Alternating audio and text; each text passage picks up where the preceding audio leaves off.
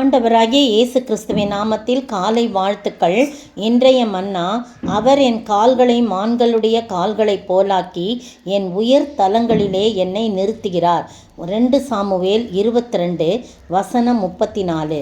இந்த காரியம் எப்போ சொல்லப்படுதுன்னா, கர்த்தர் தாவீதை அவனுடைய எல்லா சத்துருக்களின் கைக்கும் சவுலின் கைக்கும் நீங்களாக்கி விடுவித்த போது அவர் கர்த்தருக்கு முன்பாக நின்று பாடிய பாட்டாம். பார்த்தீங்கன்னா அந்த பாட்டு முழுக்க அப்படியாக பாடப்படுது. இது சங்கீதம் 18:33 இதே வசனம் சொல்லப்பட்டிருக்கு. அவர் என் கால்களை மான்களின் கால்களைப் போலாக்கி என்னுடைய உயர் ஸ்தலங்களிலே என்னை நிறுத்துகிறார் என்று சொல்லி இதே 2 சாமுவேல் 22 அதிகாரமும் 18 சங்கீதமும் ஒரே வசனங்கள் அடங்கி இருக்கிறது. அதே தாவீது பாடின, கர்த்தருக்கு முன்பாக பாடின சங்கீதம்.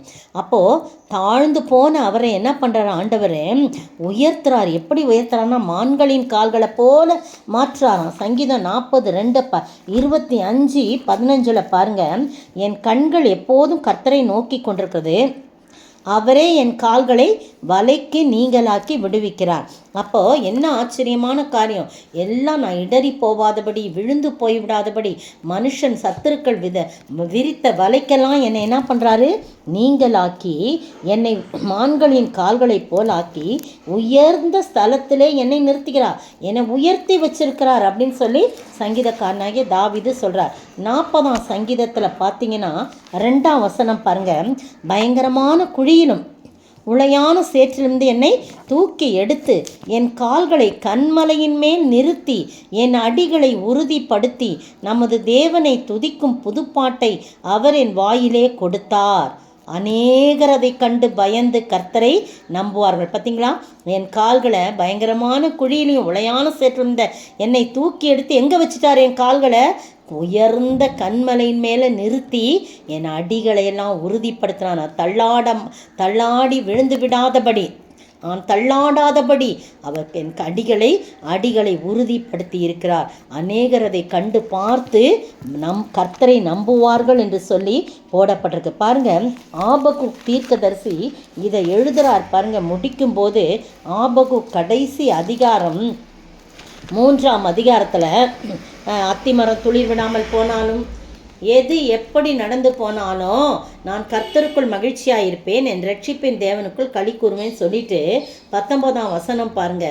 என் ஆண்டவராகிய கர்த்தர் என் பலன், அவர் என் கால்களை மான்கால்களைப் போலாக்கி உயரமான ஸ்தலங்களில் என்னை நடக்க பண்ணுவார் அப்படின்னு இதை எதை பார்த்து சொல்கிறாருன்னா, இது நெகிதோத் என்னும் வாத்தியத்தில் வாசிக்க ராக தலைவனுக்கு ஒப்புவிக்கப்பட்ட சங்கீதம் என்று சொல்லி சொல்லப்பட்டிருக்கு. அந்த 18ஆம் சங்கீதத்தில் நீங்கள் பார்த்தீங்கன்னா அதில் அப்படியா எழுதப்பட்டிருக்கோம். என்ன அப்படின்னு சொல்லும்போது, அவர் சவுலையும் சவுலின் கைக்கும் எல்லா சத்ருவின் கைக்கும் நீங்களாக்கி விடுவித்த போது அந்நாளிலே பாடின பாட்டு என்று சொல்லி ராகத்தலைவனுக்கு ஒப்புவிக்கப்பட்ட சங்கீதம். எந்த வாத்திய கருவினால அப்படின்னு சொல்லும்போது, நெகிதோத் என்னும் வாத்திய கத்தில் வாசிக்க ராகத்தலைவனுக்கு ஒப்புவிக்கப்பட்ட சங்கீதம். அந்த சங்கீதத்தை என்ன பண்ணுறார் ஆபகுக் தீர்க்கதரிசி இந்த இடத்துல கொண்டு முடிக்கிறார். அவரே என் பலன், அவர் என் கால்களை மான்களின் கால்களைப் போலாக்கி உயரமான ஸ்தலங்களில் என்னை நடக்க பண்ணுவார். எந்த ஒரு மனிதன் கர்த்தருக்கு பயந்து, கர்த்தருக்கு கீழ்ப்படிந்து, கர்த்தரையே சார்ந்து, எல்லா காரியத்திலும் கர்த்தரையே ஆலோசனை கேட்டு தாவீதை போல நடக்கிறாரோ, அவர்களுடைய கால்களை எல்லாம் மான்கால்களைப் போலாக்கி உயர உன்னதமான ஸ்தலங்களிலே அவர் நிறுத்துவார், உயர்ந்த கண்மலையின் மேல் நிறுத்துவார் என்பதில் எந்த விதமான சந்தேகமில்லை. அந்த ஆண்டவரை நோக்கி பார்ப்போமா? நமது கால்கள் மான்களைப் போல நடந்து ஓடி பாய்ந்திடவே உயர்ஸ்தலத்திலேற்றுகின்றாரே, உன்னதமான ஊழியத்தில் தேவ கிருபை எங்கும் பெருக தேவனை ஸ்தோத்தரிப்போம். பாவ இருளகல தேவ ஒளி அடைந்தோம், பாவ இருள் அகல தேவ ஒளி அடைந்தோம். ஸ்தோத்திரிக்கிற ஆண்டவரே, துதிக்கிற ராஜா, வாழ்த்துகிறோம், வணங்கிறப்பா தகப்பனே.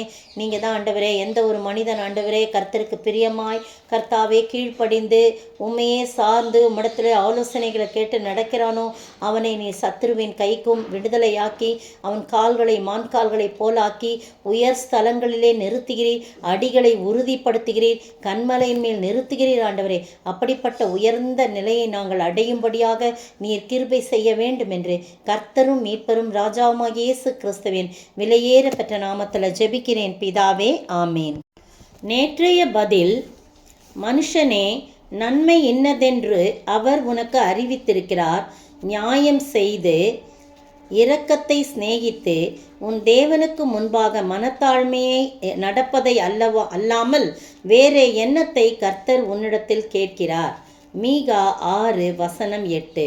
இன்றைய கேள்வி: அவர்களில் யார் எதினால் நிறைந்திருக்கிறார்கள்? அவர்களில் யார் எதினால் நிறைந்திருக்கிறார்கள்?